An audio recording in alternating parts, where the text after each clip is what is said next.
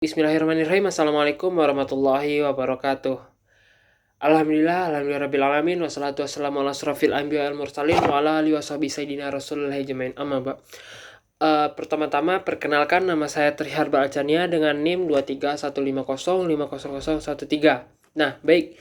Di sini saya akan menjelaskan terkait konsep pendidikan menurut Quran surah Al-Kahfi, surat yang ke-18 terdapat dalam Al-Quran ayat 75 sampai 82. Nah, di sini kita akan membahas terkait materi yang ketujuh. Nah, sebelum kita singkat dan peringkas terkait materi ini, kita harus tahu dulu apa sih penyebab ayat ini turun, kenapa sih penyebab ayat ini turun, dan apa sih asbabun nuzulnya. Nah, dalam ayat ini menunjukkan dari kisah Nabi Musa dan Nabi Khidir yang diturunkan ketika orang-orang Yahudi menguji Nabi Muhammad SAW dengan beberapa pertanyaan. Salah satunya mengenai kisah seorang hamba soleh yang diberi ilmu khusus oleh Allah. Nah, apa sih konsep pendidikan yang dapat kita kutip dan dapat kita ambil dari Quran surah Al-Kahfi ayat 75 sampai 82 ini? Nah, ayat ini menjelaskan proses pembelajaran antara Nabi Musa dan Nabi Khidir. Sebelumnya, Nabi Khidir telah mengingatkan Musa agar bersabar dan tidak tergesa-gesa dalam menilai sesuatu. Namun Nabi Musa beberapa kali bertanya sebelum waktunya, sehingga Khidir akhirnya menjelaskan hikmah di balik setiap peristiwa yang mereka alami.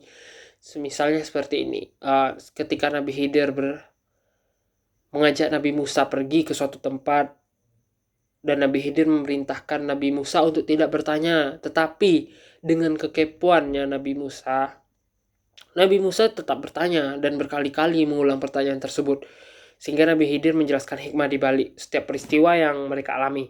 Nah, ayat ini mengajarkan etika belajar yang sangat penting. Seorang pencari ilmu harus memiliki kesabaran, kerendahan hati, dan rasa hormat kepada guru. Nabi Musa yang merupakan seorang nabi besar tetap bersedia belajar kepada Nabi Khidir, yang notabene salah satu nabi yang tidak wajib kita ketahui, tetapi perlu juga kita ketahui kisahnya. Nah, ayat ini juga menunjukkan bahwa ilmu tidak selalu dipahami secara instan. Terkadang seseorang harus melalui proses panjang sebelum memahami suatu kebenaran.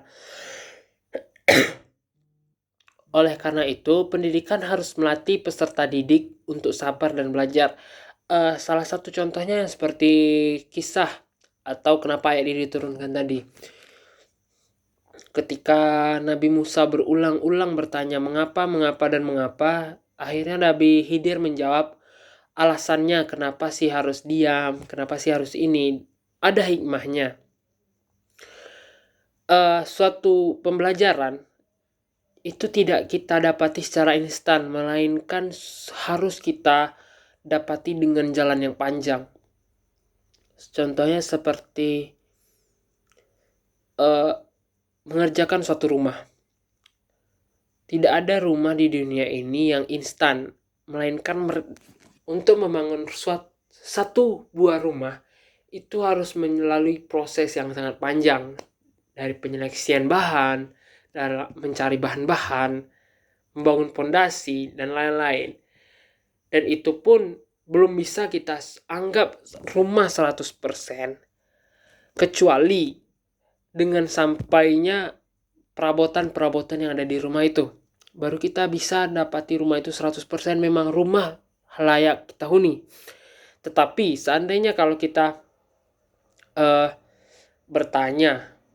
selalu bertanya kapan rumah ini selesai, itu tidak ada proses sabar dalam menunggu sesuatu hasil yang sangat-sangat kita tunggu dan kita nantikan. Suatu proses yang sangat megah dan wow, itu tidak ada.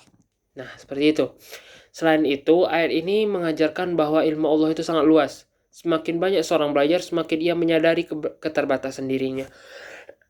Maksudnya di sini adalah mengapa kita harus sok-sok berilmu pengetahuan yang luas, tetapi Allah itu lebih luas lebih luas dari apa yang kita ketahui.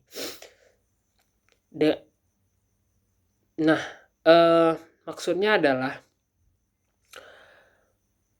seharusnya seandainya kita mempunyai ilmu pengetahuan yang cukup luas dan cukup besar, kita harus ketahui juga keterbatasan diri kita. Tidak misalnya kita punya banyak ilmu pengetahuan, mengetahui berbagai hal, terus kita anggap diri kita bisa menguasai segala hal, itu tidak.